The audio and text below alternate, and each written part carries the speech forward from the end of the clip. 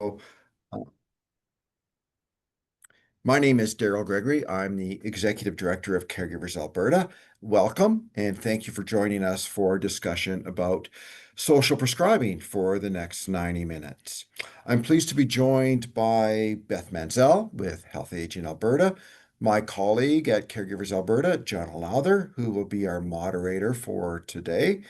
I'd also like to welcome our panelists, Diana Rose, Megan Hinks, Cheryl Cameron, and in particular, our family caregiver, Laura Crefting, who has taken the time to join us today to share her experience.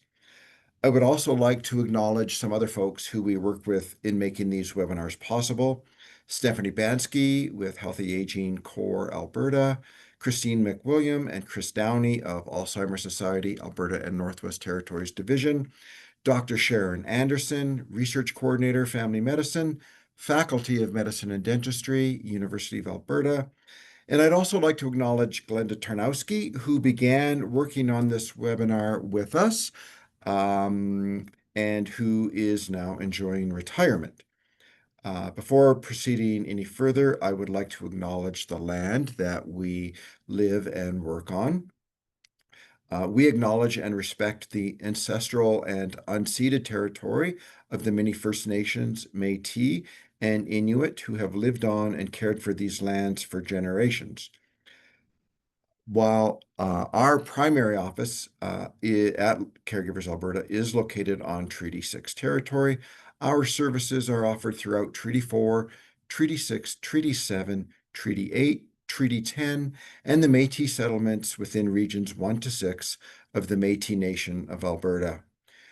We strive to respect and honor the histories, languages, and cultures of First Nations, Métis, and Inuit nations.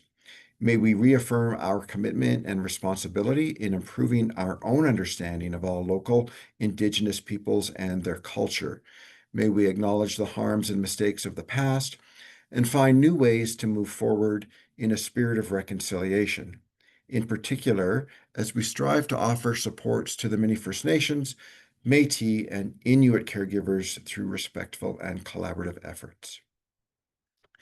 Before I hand it over to Jonna, I want to provide a little context about social prescribing and why it's important. To be clear, social prescribing is a model that can potentially support the health and well-being of all Albertans. But for our purpose today, and of particular importance to Caregivers Alberta, we are concerned with how this model can support family caregivers. Firstly, we work with a few partners to promote a social prescribing model that supports caregivers' well-being. Nationally, we work closely with the Canadian Centre for Caregiving Excellence and the Canadian Institute for Social Prescribing. Locally, we work very closely with Healthy Aging Alberta and the Edmonton Seniors Coordinating Council. I want to pose a question to you as a family caregiver that will demonstrate the essence of social prescribing. Thinking about your interaction with your care recipient's healthcare team, has your doctor or other healthcare professional looked you in the eye and said, "How are you doing?" Going one step further, have they said, "Did you know there are supports available to you as a family caregiver? Let me get you connected." If that has been your experience, consider yourself fortunate because that doesn't always happen. We are making progress toward that, but we still have a way to go.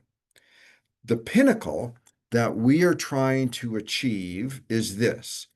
When you are in your doctor's office with your loved one, your doctor will recognize you as a caregiver and take steps to connect you to support.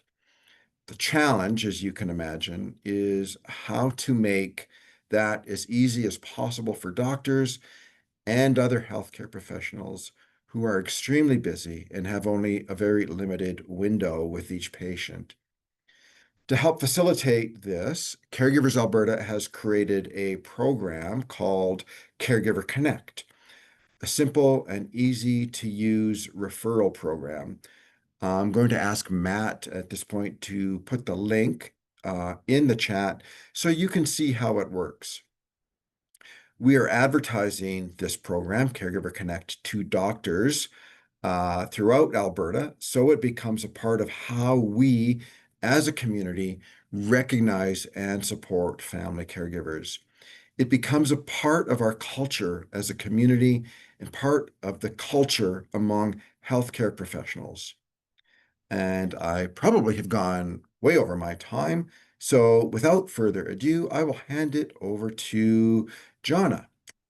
Thank you.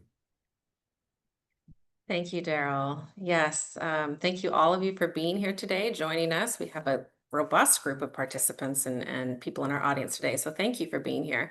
Um, I'm going to introduce you to our panelists. You heard their names, but we have four other voices that are going to be joining this panel discussion today. We have Diana Rose, who is a Special Projects Coordinator and Link Worker with Strathmore FCSS. Give a little wave, Diana. We have Megan Hinks, who is a program manager with CARIA in Calgary. And we have Laura Cruftine, who is a family caregiver and is going to be talking about her lived experience of what it was like to be receiving community-based services and a good example of what social prescribing can do. And we have Cheryl Cameron, Director of Operations with Canadian Virtual Hospice and Alberta Paramedic, who's going to be speaking from that healthcare lens perspective. The ultimate goal of social prescribing is to address those social determinants of health through community-based services, reducing the need for healthcare system involvement. And we are going to hear the story of each of our panelists and their experience on this topic. I guess I should also introduce myself. I'm Jonna Lowther. I'm the Director of Programs and Services with Caregivers Alberta. So I work very closely with Daryl, supporting our over 1 million caregivers across the entire province of Alberta. And we have an amazing support staff that does this work. But first, I'm going to actually pass it over to Beth Manzel, the Provincial Social Prescribing Project Manager, just to talk a little more about our topic today. Can you explain to our audience a little more about social prescribing and its benefits as a non-medical model of care, Beth? Awesome. Thank you so much, Jonna. Yeah, I feel like social prescribing might be a new term to many of our folks on the call today. So we thought we would just start with a very brief intro into what social prescribing is in an Alberta context and what the work is that's happening here. So I have a few short slides. I'm not going to bore you too much with slides though, because I know that everyone is here for our panelists.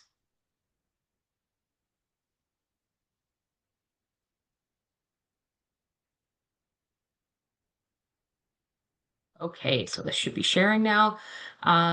So social prescribing is a holistic approach to healthcare that is bridging the gap between medical and social care services. So through social prescribing, healthcare professionals can refer patients to community-based programs to improve their health and enhance their quality of life. What I often hear from people is, oh, well, we've already been doing social prescribing. That's already been happening for years. And my response is usually, absolutely, of course, this is not a new thing. I think we've put a name on what that approach is. But the work that we're doing is really formalizing that connection.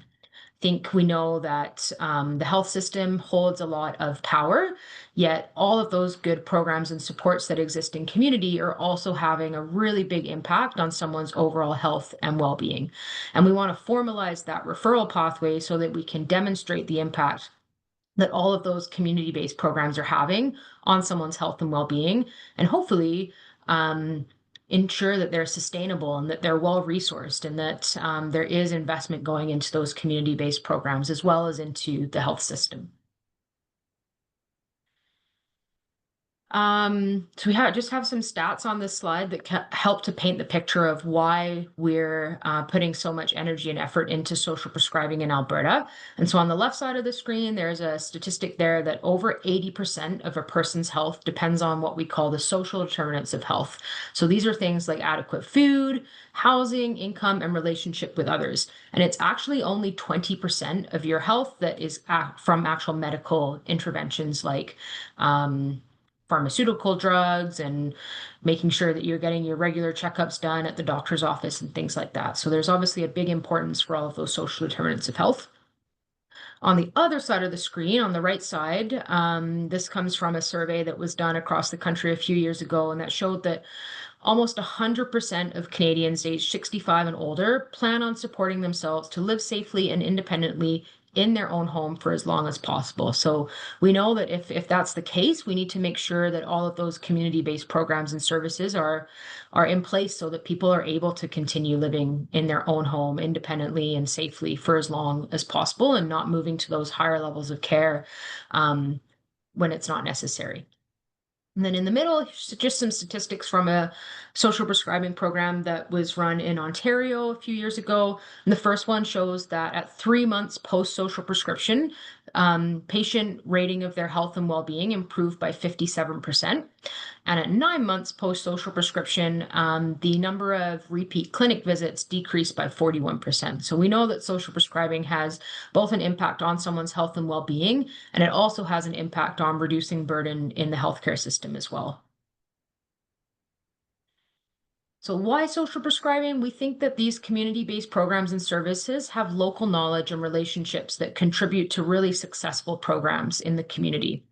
It's also an opportunity for us to incorporate asset-based community development. So that's things like leveraging the strengths that people have and that they want to share. Maybe they want to volunteer their time to offer a music program. The link workers in our social prescribing programs might be able to help them develop those skills so that they could be running different groups and programs in their community. And then the last piece that I touched on, we really want social prescribing to enhance the sector's ability to increase resources and capacity for all of these great programs and services that they run in community. So this is a little bit what our formal referral pathway looks like in Alberta. So on the left side of the graphic here, we have healthcare providers. We're very broad in our definition of healthcare providers. It's any regulated healthcare professional can make a social prescription. So the majority of referrals do come from these three areas, so primary care, hospital discharge, or home care, but we also see referrals from pharmacists, community paramedics, social workers that are working within the health system, and others. And so once that social prescription gets made, which is in essence just a referral, it gets made to the link worker or social prescribing case manager. That person meets with the older adults, completes more of a holistic assessment with them. They co-create goals and a care plan together. They engage in regular follow-up support. So that link worker could be working with the older adult for maybe 6 months, maybe less, depending on what those needs are. And then they also provide progress updates back to the healthcare provider, back to that referring source as well. And then on the right side of the screen, these are all of the different community supports that older adults can get connected to through social prescribing. So it could be that someone needs support with meal preparation, or they're having trouble with food security and they need connections to different food security resources that might exist in the community. It could be light housekeeping, yard maintenance, snow removal, those kind of home supports, as we call them. It could be supporting them to get connected to different financial benefits that they might be eligible for, transportation programs and supports they can get around, and then all of those social and recreational programs that exist in the community. So coffee groups, exercise classes, just whatever, depending on what that person's goals and needs are. And so in Alberta, our social prescribing work is predominantly focused on supporting older adults. That's just what our funding kind of dictates, but I do think there's a lot of benefit for social prescribing for other areas of the population as well, and we'll love to see that expand as over the years to come. It is being driven from the community sector. So in other areas where social prescribing emerged, it's perhaps the health system that is saying, hey, we want to do this. Whereas in Alberta, it's the community that's saying, hey, we think there's a lot of benefit to this. Refer to us, please, from the healthcare system. At Healthy Aging Alberta, we're currently supporting 10 different communities with implementation of social prescribing programs. So you'll hear from Megan, who's in Calgary, and then also Diana, who works in Strathmore and Wheatland County. But our other programs, we're working in Jasper, Whitecourt, Edmonton, Innisfail, Sylvan Lake, Red Deer County, Vulcan, and Lethbridge. And there's also a few new programs that are emerging in Grand Prairie, Fort McMurray, and Medicine Hat as well. So we're definitely growing, and we would love to see that continue expanding across the province as well. I think this is my last slide, but I just wanted to give a prompt of what might help a healthcare provider determine if someone is a fit for social prescribing. So oftentimes we'll go out, make presentations to healthcare teams, and these are some of the suggestions of what could be good questions to think of to determine whether someone's a fit and if they have those kind of non-medical needs that they would benefit from social prescribing. So how often are you seeing your friends and family? Are you having any challenges getting from place to place? Are you able to access healthy foods that you like? What is your current living situation like? Or do you need support accessing social services? So those are some of the prompts that that hopefully healthcare providers can use to think about before they make that social prescription. And then there's just some of our key outcomes. So that improved physical and mental health, increased confidence to live at home, reduced isolation and loneliness, reduced length and frequency of hospital stays, and then increased community connections and natural support. So these are some of the key outcomes that we're seeing in all of our programs. And I'm looking forward to hearing from our panel because they'll actually be able to tell you stories and the impact that they are seeing yeah, in their community. So I will stop there and pass it back to Jonna.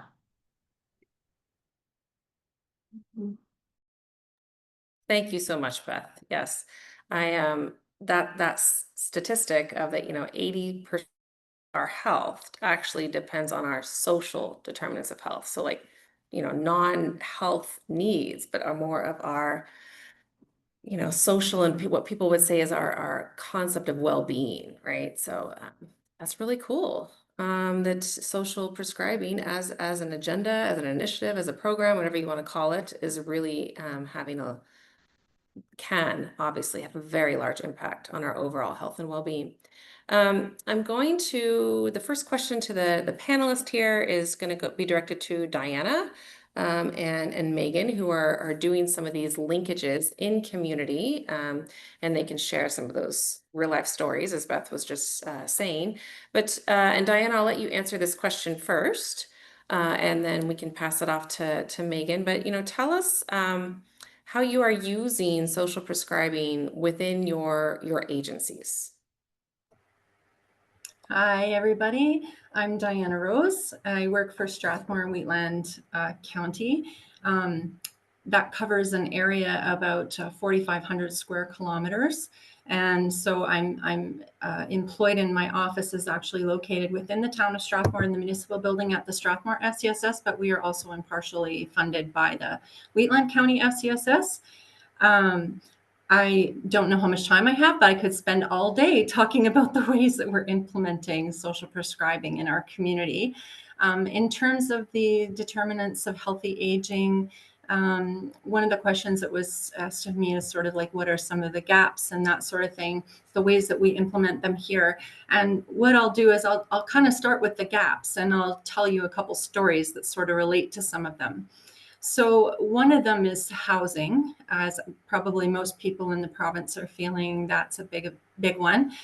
We've serviced 21 clients in regards to housing, and that can be everything from somebody who is living and independent and maybe has had a decline in health and needs some support in transitioning, but they maybe haven't assessed high enough at AHS's assessments to have them support the transitions. So we may support with those housing applications and supporting family members in trying to make some, good choices for the client.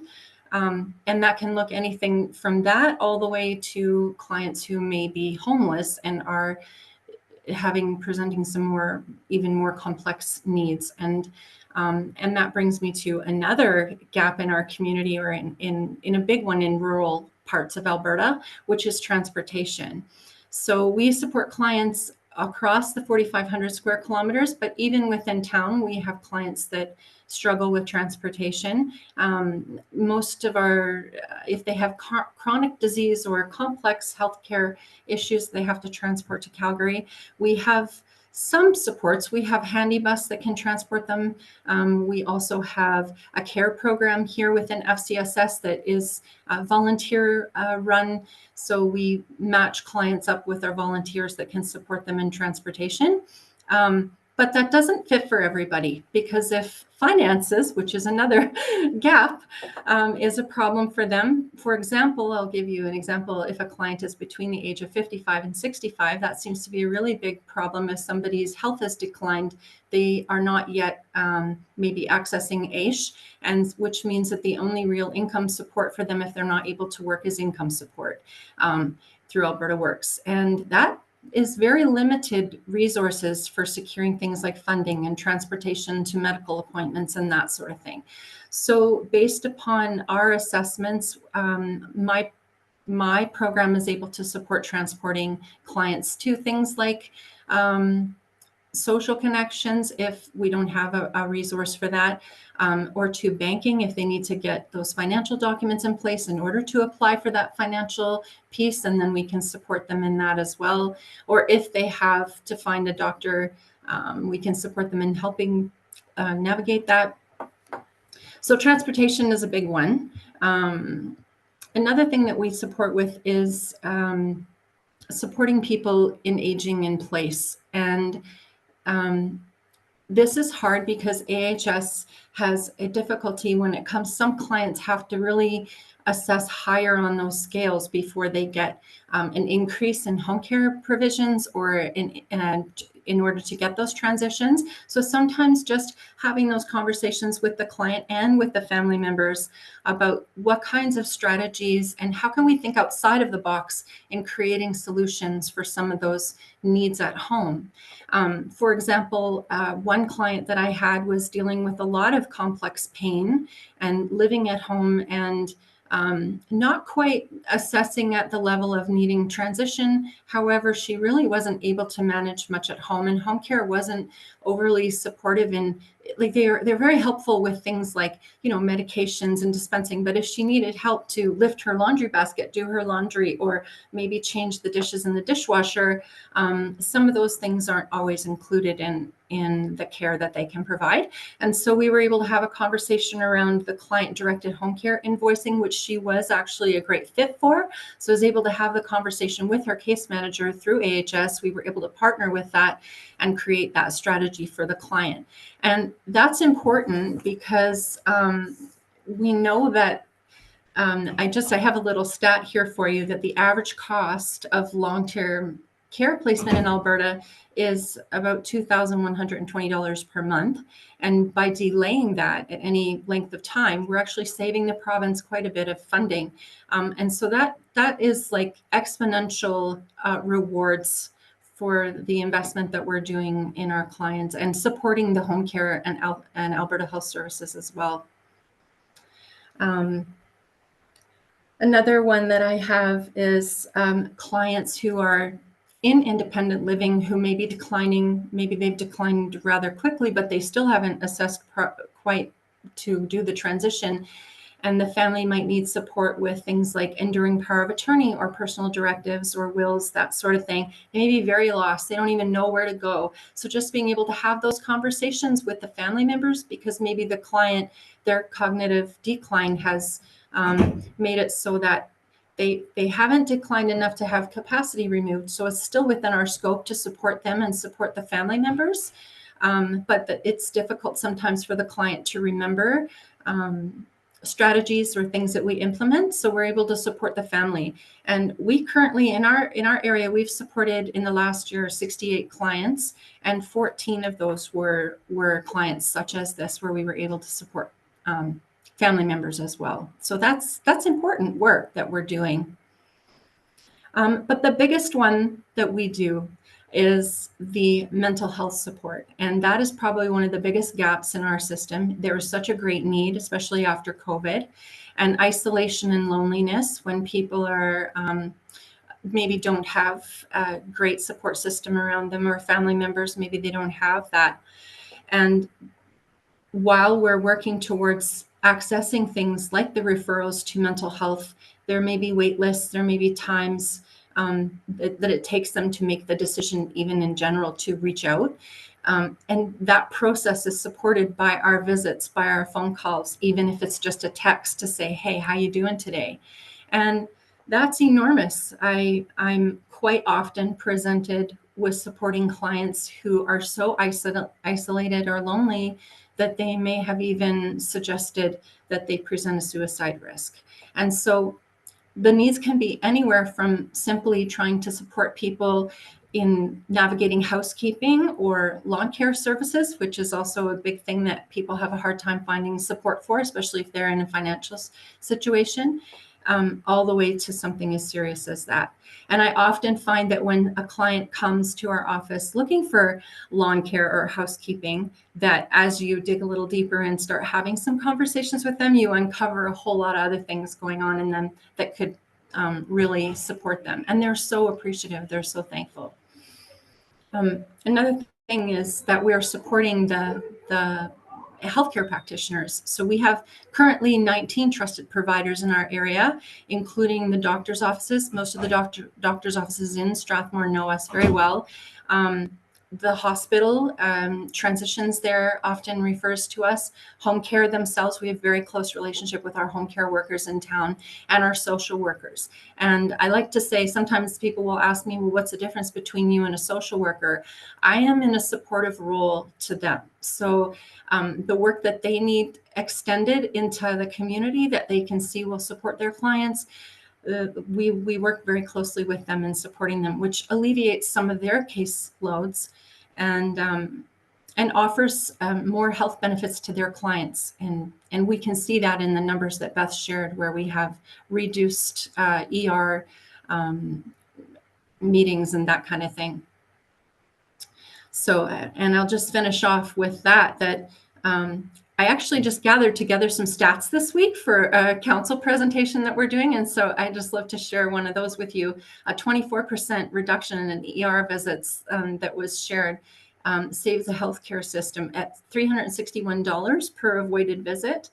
When you combine that with fewer GP visits, reduced reliance on crisis services and mental health support, the conservative estimates show that that's over $21,000 in total healthcare savings. So, yeah. So I thank you so much. I really thank Caregivers Alberta, and thank you Healthy Aging Alberta as well for inviting me to be part of this panel. I appreciate you all, and I'm excited to hear what the rest of my colleagues have to say. Yes, well, and you're not done, right? You know that. We'll come back to you. We'll circle back. Yes. Well, Megan, let's hear about the work that you're doing with CARIA and how you're using social prescribing to meet client needs. Awesome. Thank you so much. Diana kind of covered, I think, we're experiencing here in Calgary as well as the housing, financial, mental health. The big piece is the social connection. So building up those natural supports for the individuals who are referred into our program and making sure that they have the supports in the community so that when they have a need, they're not going to the emergency room or to their doctor to fill that need or figure out how to navigate that. So our program here in Calgary, we have a network of agencies. So the name of our network is the In Place Network, because our goal is for older adults to remain in place as long as possible and as safely as possible. So the 4 agencies are CARIA, where I am situated, Calgary Seniors Resource Society, Calgary Chinese Elderly Seniors Association, and then JFSC, or formerly Jewish Family Service Calgary. And so those 4 agencies have link workers and then also an outreach or social worker attached to their program. Because what we were finding is that when we were getting referrals from the health system, there were maybe a little bit more complex needs and a little bit more of intensive case management needed that a link worker maybe wasn't qualified or wasn't in their scope of work to do. And so those 2 roles work within this network to provide social prescribing out in the community. Our teams work with adults who are 55 and older. And then we address all the social determinants of health, that we do an assessment, figure out, have a conversation with that older adult, or in the case of a caregiver, the whole family. So if we go into the home because we have a referral for, say, the husband, but there's also a wife, and there's a whole lot more happening in the house than just supporting the husband. So we're looking at the whole household, what's going on, and how can we support and make sure that everyone is well supported in their community so that they're not using the health system. That's the ultimate goal, and that their quality of life is improving. I have a few stories from our team. So I'm the manager, so I don't really have the front line anymore. But these stories, I think maybe the participants or even ourselves, we can see ourselves in these stories.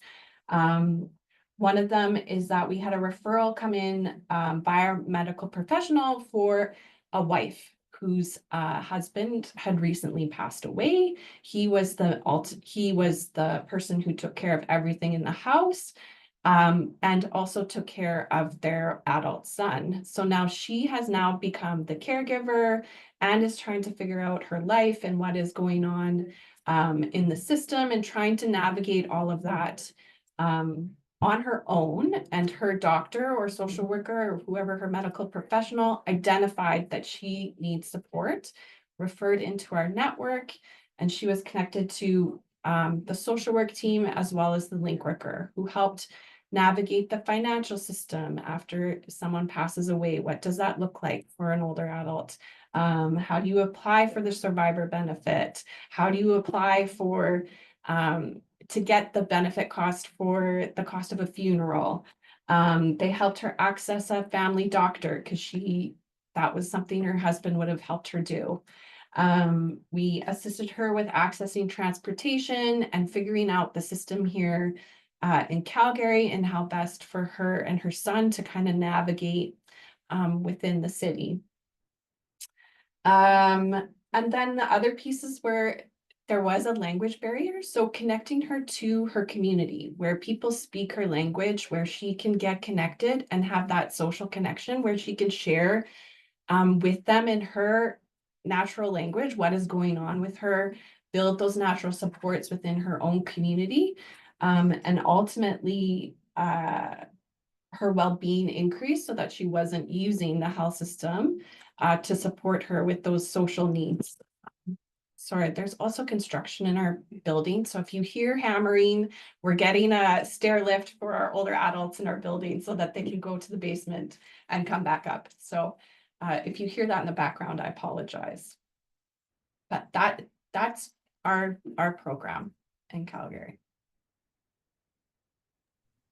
Awesome, thank you. And maybe, you know, in a little while you can just share some personal stories of how you've seen some of this sort of really hit home with the people you are serving. Cheryl, we're going to flip over to you and talk about this need for integration of social prescribing, you know, within the healthcare system, because that's sort of the world you live in. You work in this field of paramedicine. And prior to today, you know, we talked about how people are accessing acute care services, presenting with things that actually would be better met through, you know, it's a social need issue, but they're attempting to have that met through, you know, typical acute healthcare services. And so, you know, maybe first I'd kind of like you to talk about the challenges and limitations of addressing social needs within the current healthcare system. Maybe talk about that for a minute. Yeah, sure. So I definitely come from a background related to paramedicine in the community and then also like emergency care.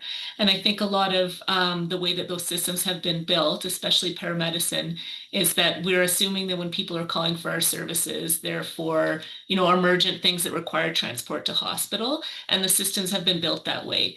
And when we now look at the populations we're serving and the needs are out there, that's not actually the most appropriate treatment for a lot of the patients we see. And yet we're really limited or have been limited in the past in what we can do. So we might come to a home, we might find out that someone's dealing with a complaint that might be more of like socially driven, or might even be more of an urgent or non-urgent complaint that could be better driven in primary care or in community. But just the way that our systems have been built, especially in paramedicine, we just didn't have connections back to home care or primary care or to community services. It was kind of, we were a one-way street to the emergency department.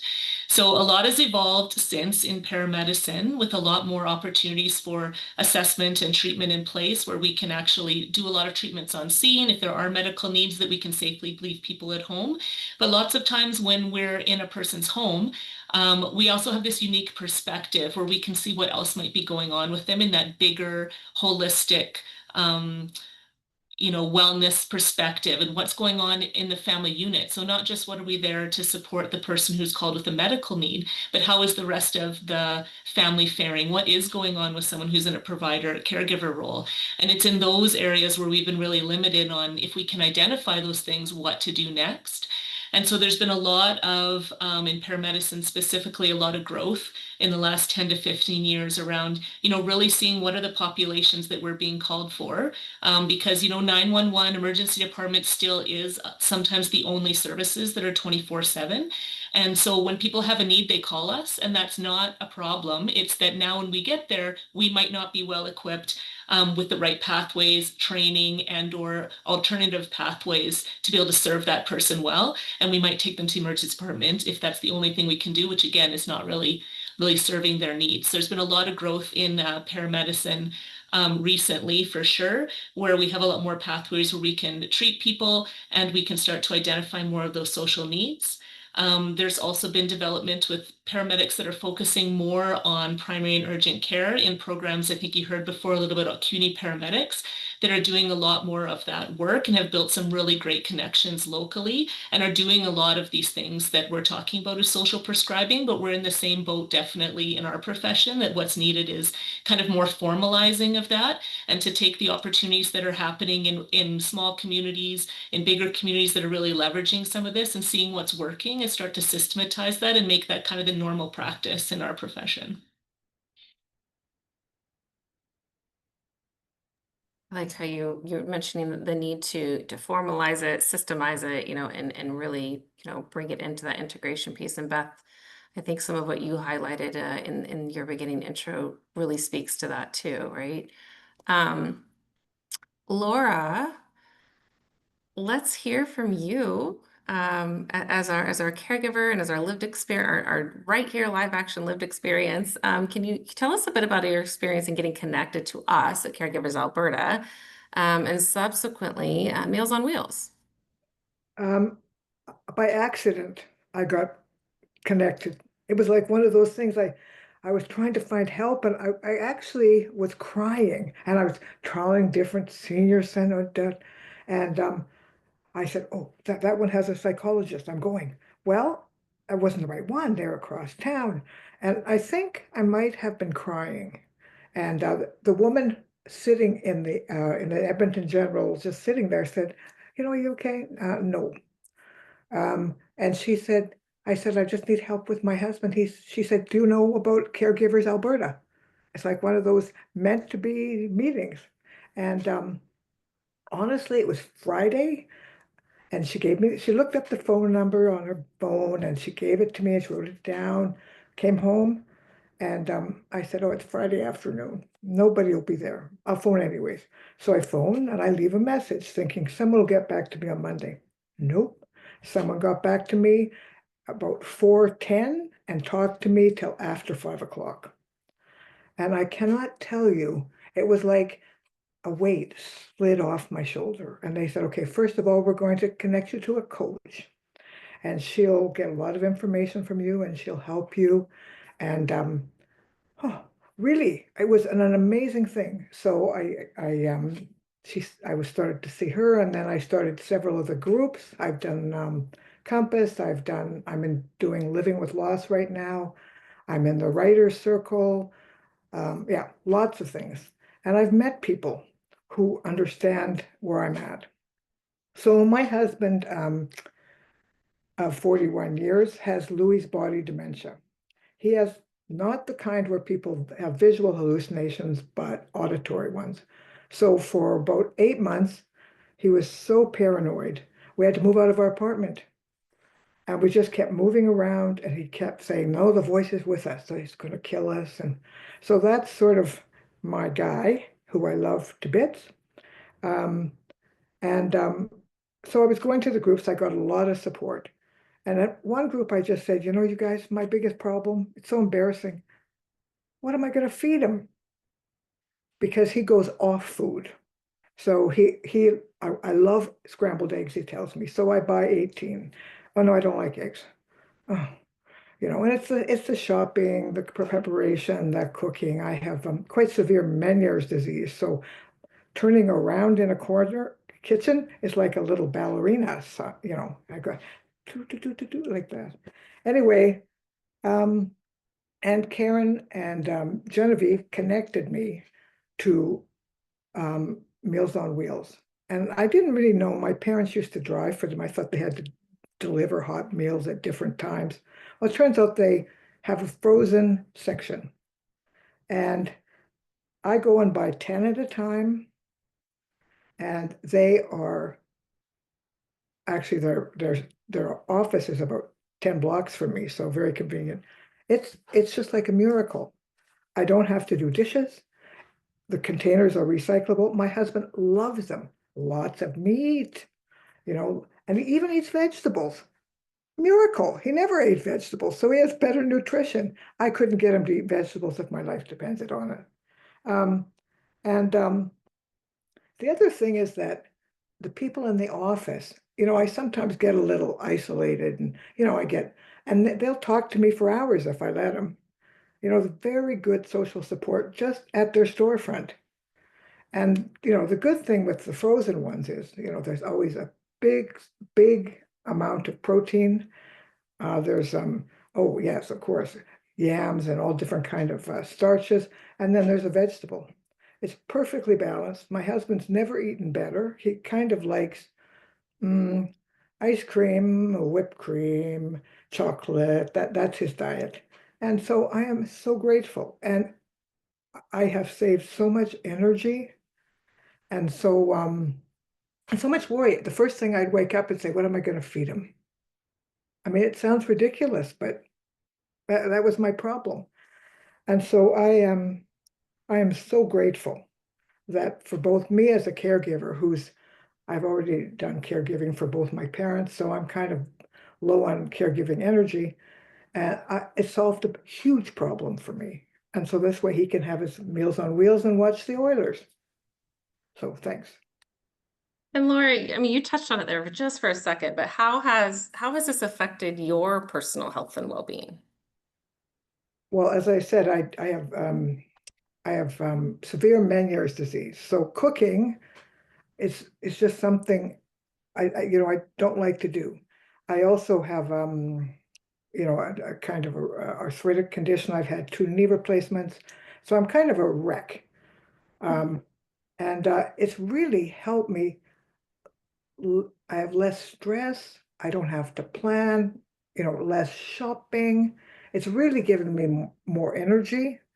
Um, and lets me spend quality time with him instead of sitting in the kitchen cooking and doing dishes and stuff like that. So yeah, it's really I mean, it's helped me and maybe as much as it's helped him. It's nice to hear that it's given you more energy, right? To not have that stressor because, you know, like over 50% of caregivers talk about how fatigued they are and that they just do not have the energy they need to do everything they're trying to do. Yeah, I'm really low on energy anyways, and after both my parents, you know, I'm kind of, you know, tapped out. So this has been, and I wished I'd thought about that for them. So I am grateful now, and I am your biggest saleswoman. I tell everybody for Caregivers Alberta. Well, yes, and you're accessing so many programs. Like you can speak to the benefits of each of them, which is super cool. Yeah. Yeah. Yeah. Cheryl, can you share or talk more about why you feel there's potential for healthcare providers in paramedicine specifically to play a role in identifying these non-medical and social needs? Yeah, I think there's a couple pieces there. When someone calls it the medical need, there's a real opportunity to do a broader assessment on what else might be going on. And especially in our case, being invited into someone's home, lots of times unprepared. The people are unprepared kind of for us to be coming into their home. When you call 911, you're calling 911 because you need someone right now. You're not tidying up the house or sorting other things out. And so we have a really unique vantage point, I think, to see how people are thriving or not so at home, and an opportunity to kind of dig into those social needs. Paramedics are also really positioned to kind of build these rapid relationships because of the trust when people are calling for help. And so we do have that opportunity to build a really solid relationship and maybe delve a little bit into what else is going on and what other services might you need and how we can connect you connect you to those. We do leverage definitely transition services and other connections when people are transported to hospital, but I do think there's more opportunity for us to potentially be connecting those people directly. We're connecting with link workers and accessing a lot more of those services, and definitely connecting those who we might be leaving at home, because as I mentioned before, it might not be the most appropriate for the person to go to the emergency department, or they may have called us at 4 in the morning and don't want to go to the emergency department now.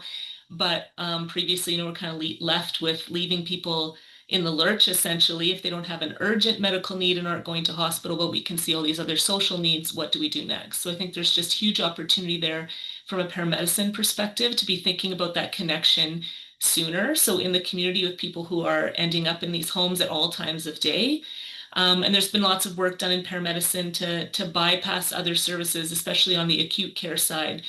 So this is something that we've developed in our profession for other things, where we identify people who might be having a heart attack, and we are pushing thrombolytics and fixing that heart attack in their house and taking them directly to a CCU versus going to the emergency department. So, we've done other pathways where we've started to bypass other parts of the system if that makes the most sense to streamline things for patients. And I think that same mentality could really be optimized on the non-urgent and community side. We've really dove into that on a lot of the emergency side, and the way that we've built those pathways, the collaboration with other partners to be able to make that happen, having those conversations around where the opportunities to streamline. It's the same kind of mechanics, I think, that needs to be directed more now at some of those more social needs and more non-urgent things that we're seeing a lot as well in our caseload. And Megan, you mentioned that you have a referral relationship with a community paramedicine team there. You want to just share that? And that's a great example of the collaboration that can occur, right?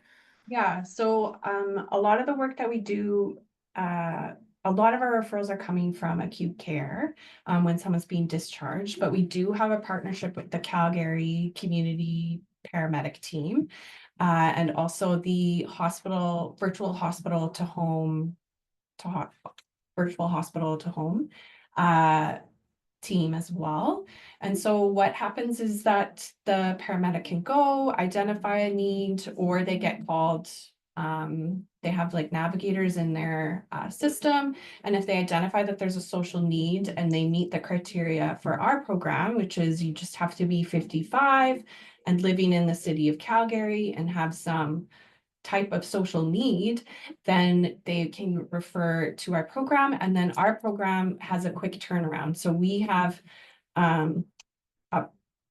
a response of within 48 hours, someone is going to be connecting and calling with you, and then booking a time to come out and meet you in your home to do an assessment. And so far it has been successful. The team is referring to our program when they come across someone in the community who may need supports. And our team is communicating back with them as to what is happening. And when we back out, we're telling that team we are no longer involved. And it's kind of this revolving support system for individuals in the community. Thank you. I mean, that's a perfect use case example there. So thank you very much. Daryl, I think you have a question for Cheryl that you wanted to throw in. I do. Yeah, Cheryl. That was really interesting to hear you talk about that sort of systemic change in how you supported people at home. You talked about previously the process was sort of linear in that you when you were called to support people, it was a process right into the healthcare system, right? And that sort of got switched somehow. So now you're using more of a social prescribing model, community-based care model. How did that did that happen? Can you talk a little bit about how you changed that? So I would say that that's still very much in flux. I think that as a profession, we're realizing, and the whole healthcare system is really realizing that this focus on acute care is like not where we need to be headed. We need to be headed more on primary community and shifting a lot of focus to providing those supports on that side. And also people want to be at home. So shifting those supports into community versus everything necessarily being transported somewhere else to a facility. And so I think our profession's going through that evolution. We have some programs that have kind of started that for us, where we had, for example, in Alberta, we have a program where anyone who's needs palliative care, where paramedics can now support with some of those pain needs and medical needs at home and not transport to hospital. And so programs like that that have been really specific kind of for certain populations, we're starting now to say, well, who else can we potentially be doing more of this for? And so it's definitely an evolution across the country, and different parts of the profession are in further places along than others. But I think part of it is also about professional identity. And a lot of us, I think, have noticed in our practice that the needs of the community are not necessarily well met by what our system has been designed to do. And if we really were to take a step back and look at the needs of the community, the design of the system needs to adjust to those needs of the community. And so I think these are pieces that are in flux all over the country right now in different places. Some places require some significant change in legislation, for example, for paramedics to be able to treat patients at home or to do some of these other pieces that are not necessarily direct to hospital. So there's lots of different pieces that are going on.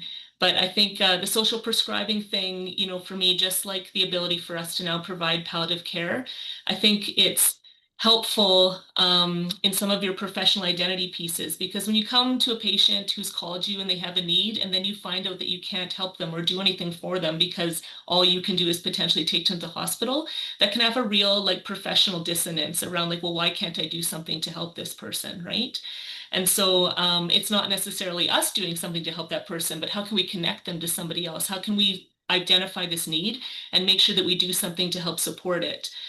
Because I think the frustration for a lot of people in the healthcare system is that they're seeing these unmet social needs and then they feel like their hands are tied or they have nowhere else to be able to help this person. That can hurt you as a professional when a lot of people have gone into these professions to help people, and people need help in different ways. And so I think there's a lot of shift going on in the healthcare system in this desire to kind of focus more on, you know, holistic patient-centered care, to look at the family unit broader than just the person, including caregivers and the broader community. And there's still a lot of work to do. But I think things are moving in the right direction, especially with a lot of the work that's going on here in Alberta with community-driven social prescribing. Thank you for that. Community-driven social prescribing. Well, that's a win-win, hey? Yeah. Diana, I'm going to circle back to you because the work you do with Strathmore FCSS is, you know, relates to community development, is examples of community development. And you've seen how social prescribing has benefited your community. Why would you recommend that other places, other cities, other towns, or communities implement these types of initiatives? I think I said it in the chat. It's called village medicine. It basically, I go back to what Cheryl was speaking about. We have eyes on everybody. We have all seen each other in different locations, but it's this network, this collaboration. And I see social prescribing as a movement of this bridge, you know, that we're all connecting together. We live in the most technological advanced time, and we have more knowledge and more wisdom at our fingertips available to us, but how do we connect those things together? And so I think Healthy Age Alberta has done a great job of in terms of the asset mapping and creating those networks, and social prescribing is just an extension of that. I see myself not just as a client directed and client focused service, but also as a collaborative bridge that is able to speak to both parties. I can be a supportive outreach person to the emergency and AHS personnel and social workers and those who may be working in offices and seeing clients who have those needs but aren't sure where to send them. And also then that resource to meet with the client and to not only just support them with resource navigation, but to walk alongside of them and check in and hold them accountable to some of their own goals of care. And I think that's an important piece too, is that it's not just about what we see that they need, but it's also about what's important to them, and being able to just be present and hold that space for them to hear what's important to them. And then to try and uncover some maybe creative strategies for supporting that.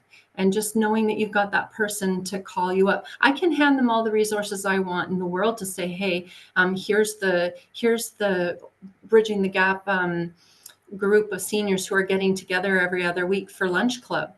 But if someone's not checking in to say, hey, are you going this week? Or, hey, did you go this week? How was that? Did you feel connected?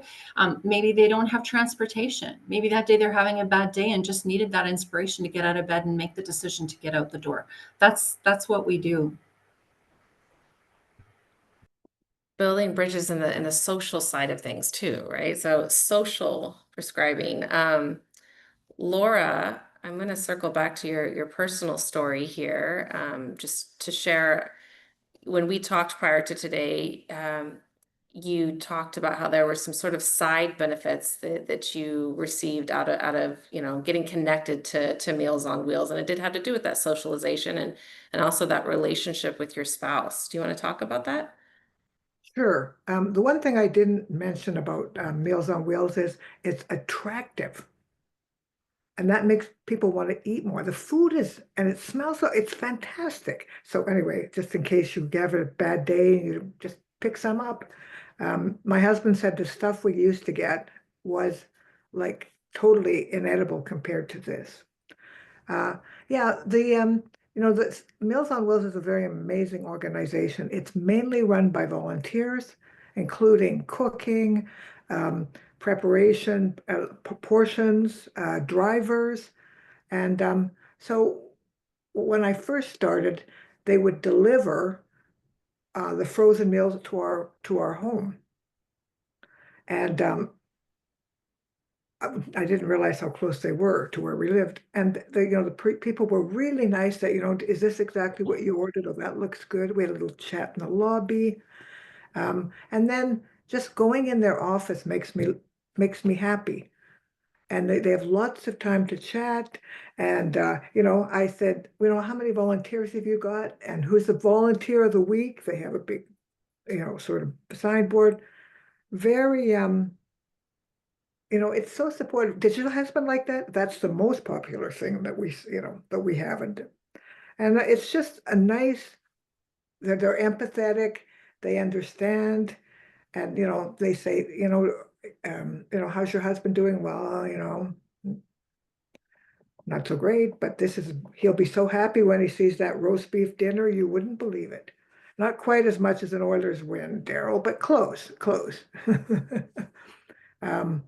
So it's the whole atmosphere makes me happy. When I go there, I'm happy. And it's a kind of a funny thing. I am not that happy when I go to Superstore, for example. Yeah. So yeah, it's been a real gift to me. And as I said, I tell lots of people about not only Meals on Wheels, but Caregivers Alberta.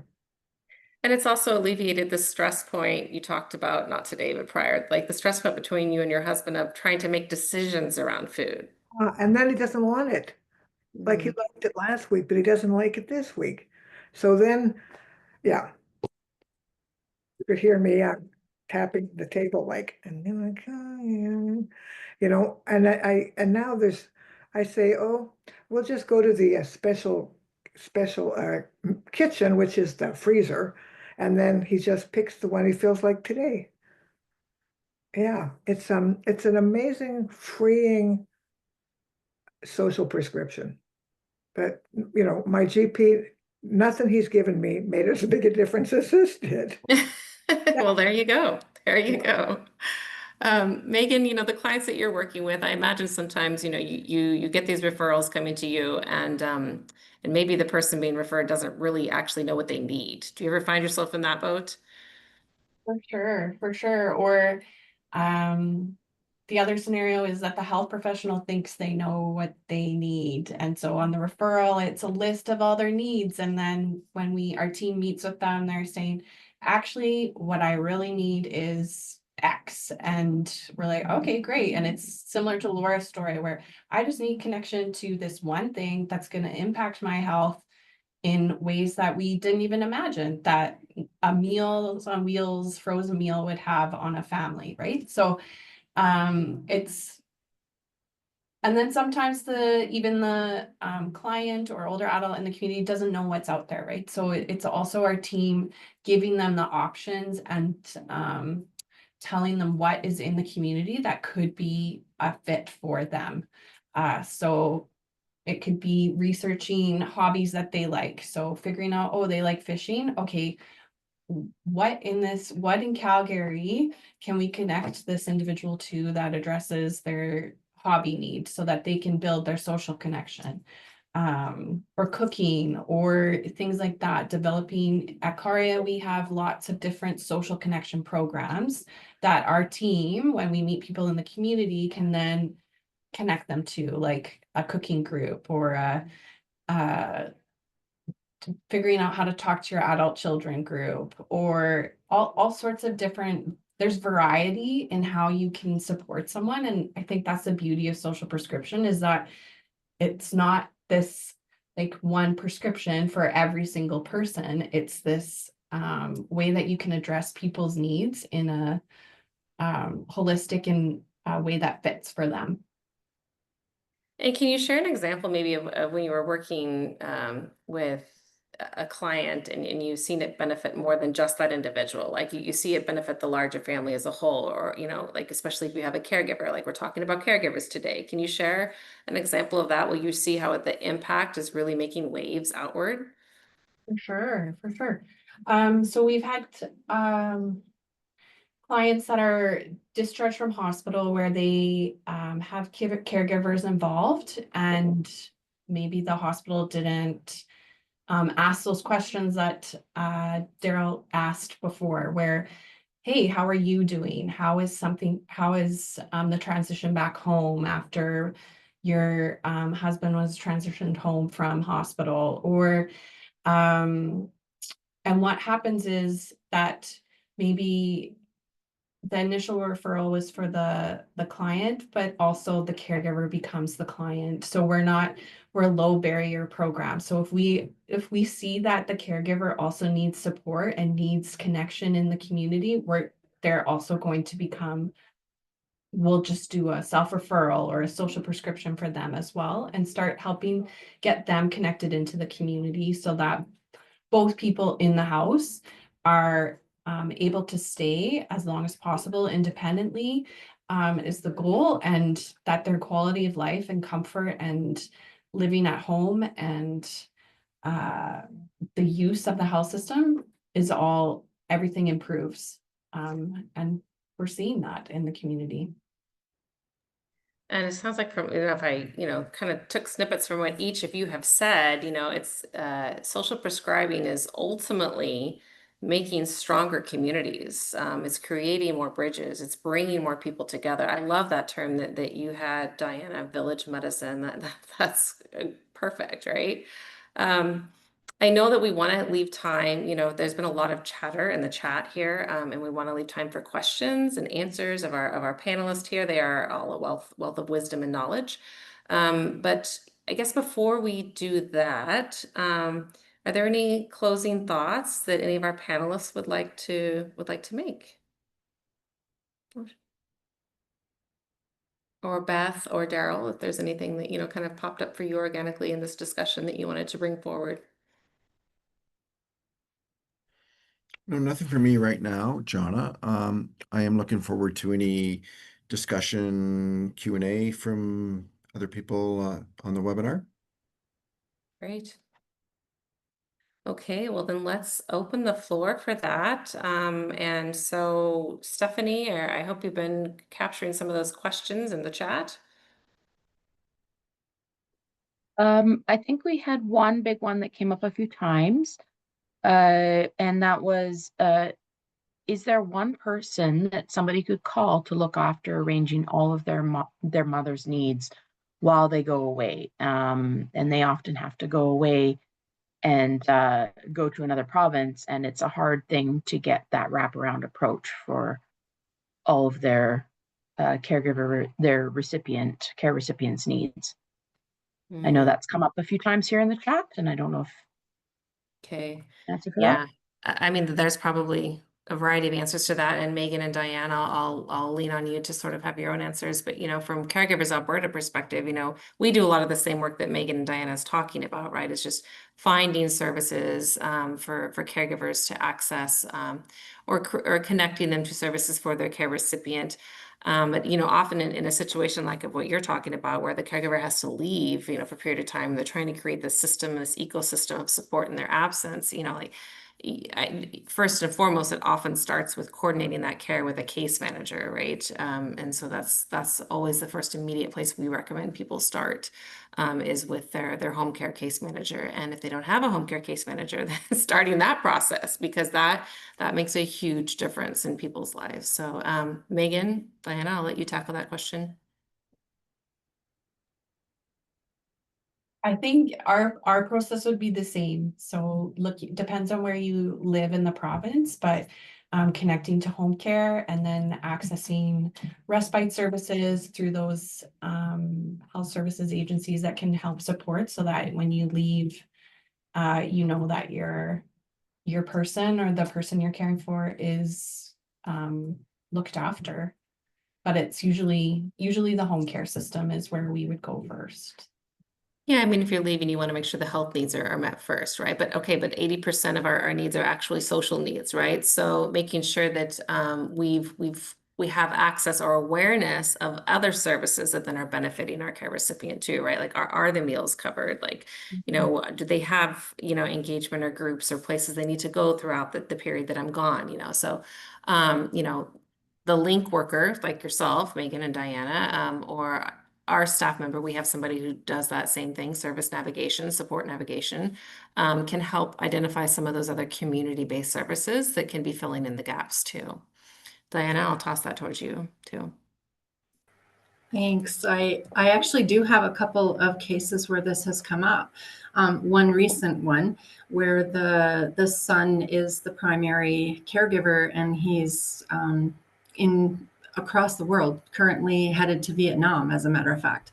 And so it's really about having those conversations with including the family members in the conversations. I to always go to my first point of contact is always the home care, to make sure that we've got all the medical pieces covered, and that they've got a family physician or some, at least part of the PCN, where we can get connected with those medical pieces. And then that goes a long way in our partnership with them too, in supporting both the medical and the social piece. So we have somebody that we can communicate with while the family member's away. So if we get all of those pieces in order before they leave, I make sure my business card is all over the client's house, so they know who they can call if they run into something that they are looking for resources for. But yeah, sometimes it's just about that advanced planning and having the conversations with the families and creating those strategies for while you're away. There's still going to always be things that are hard to figure out how to meet some of those needs, because we do have some gaps, but it's helpful having those link workers and Caregivers Alberta that can support you in some of those pieces. Yeah, a lot of the work I think that our coaches are doing in one-on-one support with caregivers is sort of identifying some of these needs, and addressing whatever goals that the caregiver might have to address their own health and well-being. And so it might be in this use case of getting away, right? Getting an actual respite time away. And so I know for a fact that our coaches have gone through that plan with caregivers and helped them, come up with a plan that they can put in place and who they can lean on and, engage other people in their local community. So that's also support and pieces that we do with caregivers as well. Yeah. There was 2 other questions in the chat that popped up. I know they've been answered, but I will mention them here just so that we can answer them to everybody in case folks miss their replies. One of them was that can you just go to the Meals on Wheels store, or is a referral required? And the answer for the Edmonton Meals on Wheels, and I believe this is the case with most of the Meals on Wheels across the province, is there is a sign-up process, but no referral is needed. And if that's different in every other part of the province, please speak up. But that was the answer to the one Meals on Wheels question. And then the other question was, are any self-referrals possible through the formal referral pathway for social prescribing? Well, we self-referrals can happen the same exact route as a referral from a professional for our organization. I think Diana and Megan might have to answer for themselves, or Beth, that might be a question tossed at you.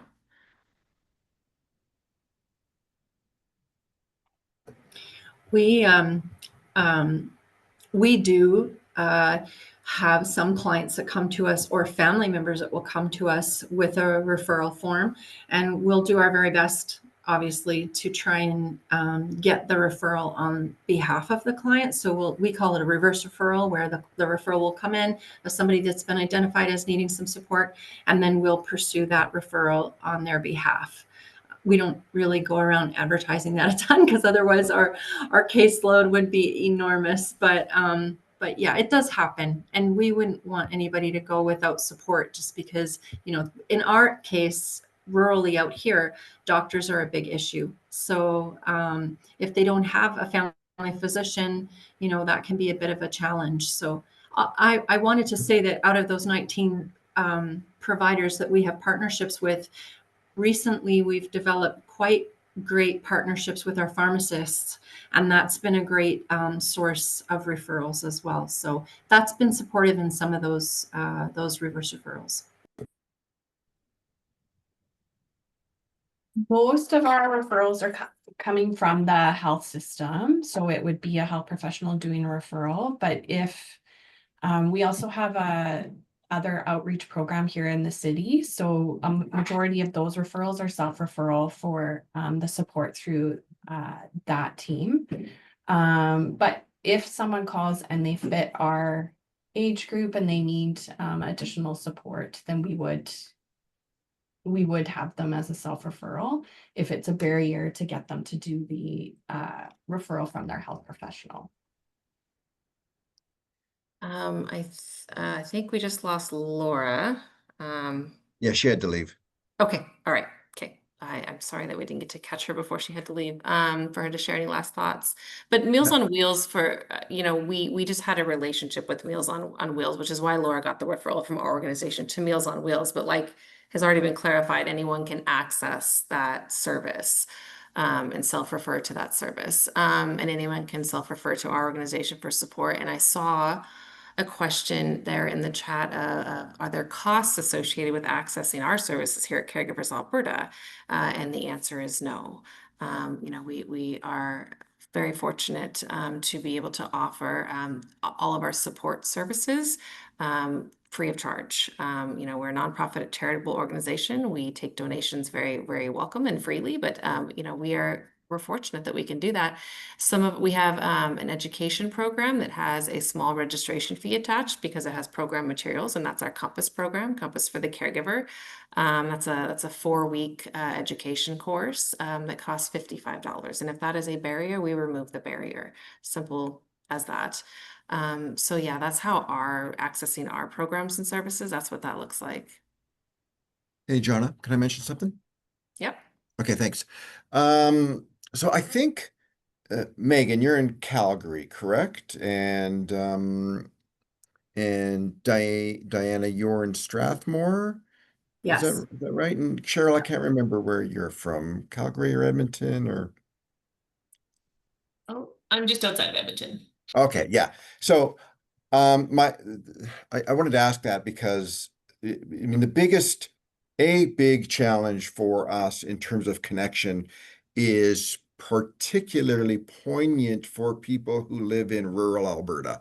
And you know, we all represent the large cities here. I mean, Laura is 10 blocks from Meals on Wheels.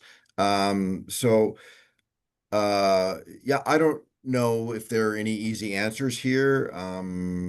Diana, you mentioned, I think you mentioned transportation at some point. It's a real issue. So it is hard to connect people in small isolated communities. So it's not really a question unless you have any comments about it. It's just something to point out where I think we need to be doing more work. It's a priority for us at Caregivers Alberta to figure out how we can support people in rural parts of the province. I think there can be an assumption too that if you live rural that there is nothing, and so that might be a barrier for reaching out. So I know, like especially in Alberta, like FCSS, all the FCSSs have done a lot of work in the last couple of years on a lot of pieces of programming. I live right outside a small town named Tofield, and like recently now there is some volunteer seniors transportation, for example, that's been developed in collaboration with FCSS. So I think sometimes we assume that maybe there's nothing, or we have a barrier potentially to like asking for help. And so I think that's where like an organization like Caregivers Alberta is amazing because it's really that like hub where you can get somebody else to try to navigate what might geographically be available in your area and help you navigate some of that because it is difficult to find those things for sure. And depending on what the unmet social need is, there's potentially other non-for-profit organizations that operate on the provincial or national level that might also have services that aren't necessarily a geography-based service. But for example, if what you're looking for is like a grief support group, there are those that run nationally for different kinds of grief. And so Caregivers Alberta might have awareness of national organizations that provide those kind of services too, where you wouldn't normally be, searching for that potentially on your own. So I would just really encourage people that it can be really difficult to reach out and ask for help, especially when you really feel like it's your role to be doing everything. And I think I've never experienced that as a caregiver to somebody who's dealing with advancing illness as of yet, but definitely have experienced it as a mother of a tiny human where you feel like you need to do all of it, and getting over that barrier of asking others for help is really, really difficult. So I just encourage people to take that open door opportunity to reach out to Caregivers Alberta to let them help you navigate some of that because there are things out there that a lot of people are not aware of often. Thanks, Cheryl. Yeah, I think that barrier of asking for help is the most common barrier for caregivers. We often don't even recognize ourselves in that role, which in and of itself is a barrier to then, finding and accessing and receiving services. So yes, that's a great thing to highlight. And I think too, that you also highlighted, often there can be very, very natural support systems in rural areas, but we aren't aware of it because we haven't, vocalized a need. But what social prescribing and as an initiative, as a program, what it's doing, it's also drawing out of the woodwork some of these available services, maybe that, Diana didn't know about this program over here, and Megan didn't know about this program over here. And so, the more we talk about the important piece of connecting the dots and the collaboration between interagencies and the positive relationships where healthcare can leverage community-based services to reduce, the strain on the acute care service, for example, that you so, poignantly highlighted, Cheryl. All of this is a piece to the answer, right? Yeah. Could I add a tiny piece to that too, in terms of the transportation? I feel like from a rural perspective, as a link worker, it's a unique one because we are covering 4,500 square kilometers, and I'm the only link worker in our area currently right now. I can't wait to see it expand and grow. But yeah, we also have, I'm in a unique position as well because I work within FCSS. So we're able to create these programs like the CARE program in our office where we have recruited volunteers to support that volunteer driving program. And often those volunteers are seniors themselves. So it's this beautiful circle of trying to help people who may be isolated or looking to connect, finding they may have driver's licenses and cars, but they haven't had an opportunity to connect and volunteer, and supporting them in offering those services to other seniors who may not be able to. That's one creative solution. And social prescribing itself is also an implementation of the work, because for those clients who may have extreme barriers, and once we are able to do that assessment, if no other program is able to support them, then I'm able to take them. And so we have a very limited budget in terms of that, but it is one other resource that's available for some of those complex needs. So I would love to see that expand and grow and be funded even more, because I think in the long run, it's great return on investment if we can support more people in doing that. Our FCSS offices are amazing hubs of support, and I think they're kind of our local knowledge keepers of services that can be accessed. So thank you for the work that you're doing, Diana, in that space. Daryl, I'm gonna turn it back to you to let you sort of wrap up the conversation, around, you talked about Caregiver Connect earlier, but like how that is an important bridge, for between healthcare and community-based services. And it's one bridge that we are using to help find and identify more caregivers and catch them earlier in the journey. So I'll let you close the conversation out sort of on that space. Yeah, there were so many interesting things that I heard today that are helpful for me as the ED here. I mean, some of the things that came up in the chat. I mean, we crossed a lot of territory here. Social prescribing, when I think it was Cheryl who talked about having to navigate all these things in order for her to access some respite. That is a respite challenge, right? And we did have a webinar on respite a while, one of these quarterly webinars a while ago on respite. So there are, we talked a lot about transitions. We are keenly interested in the area of transition. I had the opportunity to participate in some of the roundtables hosted by Assisted Living Alberta, and we provided a lot of feedback to that group on transitions, as well as aging in place and continuing care. We want to do a deep dive into this topic of transitions. We can't change the healthcare system, but we can figure out how we can work with our community-based partners to figure out how we can better support that home to hospital to home transition piece, which seems to be fraught with a lot of challenges. Meals on Wheels is a big part of that, right?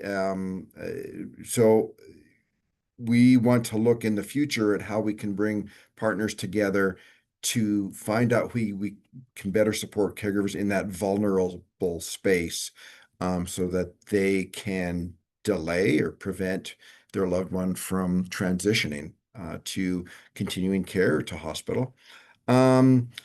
So yeah, I think that's all. I know I'm kind of getting off the social prescribing topic a little bit, but there are so many topics that get covered. So we like I told my team here at Caregivers Alberta, regarding our Caregiver Connect program, I want that program to be world famous in Alberta. That is the role of my team.